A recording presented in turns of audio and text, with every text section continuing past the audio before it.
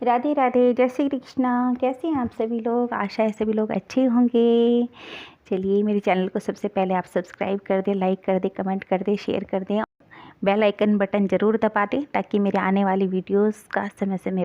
आज हम बात करेंगे कुछ धार्मिक शब्दों का विश्लेषण, जैसे कि मंत्र किसे कहते हैं।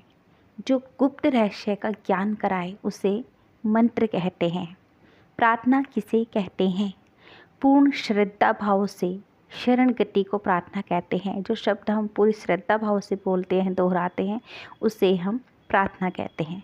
भूत किसे कहते हैं। पीते हुए समय को भूत कहते हैं, ये तो सभी जानते हैं। प्रेत किसे कहते हैं। देखिए, मृत्यु के पश्चात जीव जब तक गर्भस्थ नहीं हो जाता तब तक के लिए वह प्रेत कहलाता है। देवी देवता किसे कहते हैं। देने वाले को देवी या फिर देवता कहते हैं। हम और आप भी देवी और देवताओं के दर्शन करने जाते हैं, उनसे हाथ जोड़कर कुछ ना कुछ मांगते ही हैं। जब वो देने वाले हैं तो हम उनसे मांगते हैं, इसलिए वो देवी और देवता कहलाते हैं। बंधन किसे कहते हैं। कुछ पाने की इच्छा को बंधन कहते हैं। उपासना किसे कहते हैं।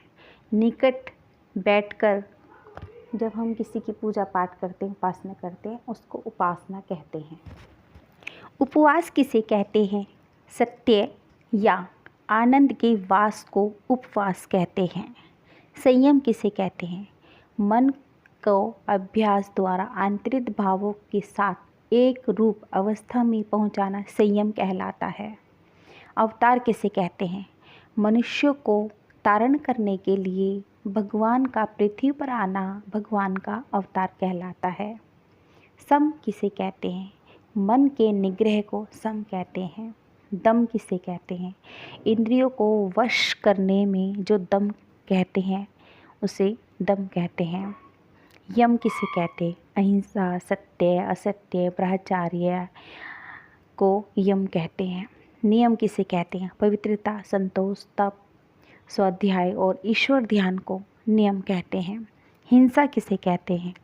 जिसमें स्वार्थ, आसक्ति और अहंकार का मिश्रण हो उसे हिंसा कहते हैं।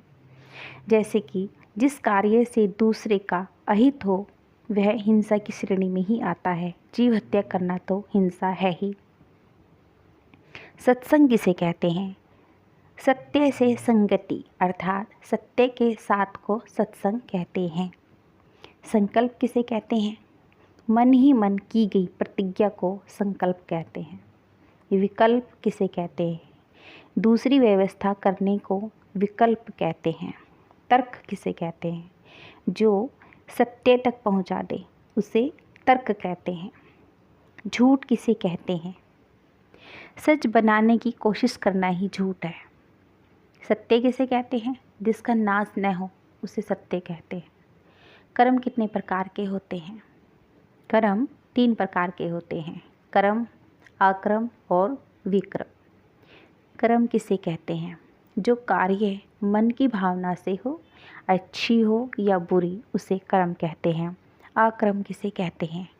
बुरी भावना से किए गए कार्य को अकर्म कहते हैं। विकर्म किसे कहते हैं। जो कार्य शरीर से होता रहे किंतु मन साथ ना दे उसे विकर्म कहते हैं। कर्मफल कितने प्रकार के होते हैं। कर्मफल 3 प्रकार के होते हैं। नंबर 1 संचित, नंबर 2 प्रारब्ध, नंबर 3 क्रियामाण। संचित कर्म किसे कहते हैं।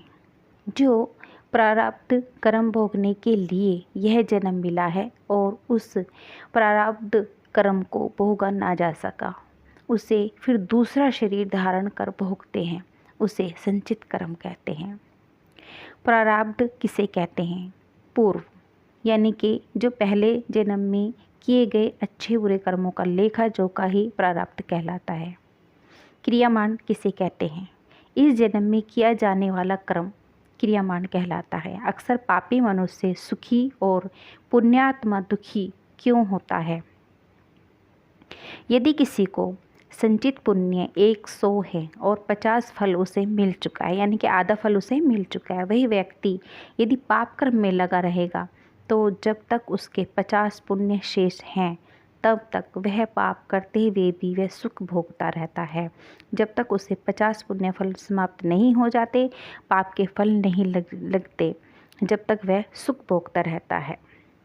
गाइस, कहने का मतलब ये है कि अगर आपके पास आपने अच्छे कर्म किए हैं अपने पिछले जन्म में और इस जन्म में आप बुरे कर्म कर रहे हैं, तो आपके जो पिछले जन्म के अच्छे कर्मों का फल पहले मिलेगा। यानी कि आप कितने भी दुष्कर्म करें, कई लोग बोलते हैं ना कि ये तो इतना पापी है, इतना दुष्ट है, फिर भी देखो कितने सुख से रह रहा है, कि उसके वो पिछले जन्मों के कर्मा जो हैं वो उसको मिल रहे हैं। जब उसके वो पिछले जन्म के जो कर्मा है वो ख़त्म हो जाएंगे, अच्छे कर्म ख़त्म हो जाएंगे, तब उसके बुरे कर्मों का फल मिलना उसको शुरू होगा।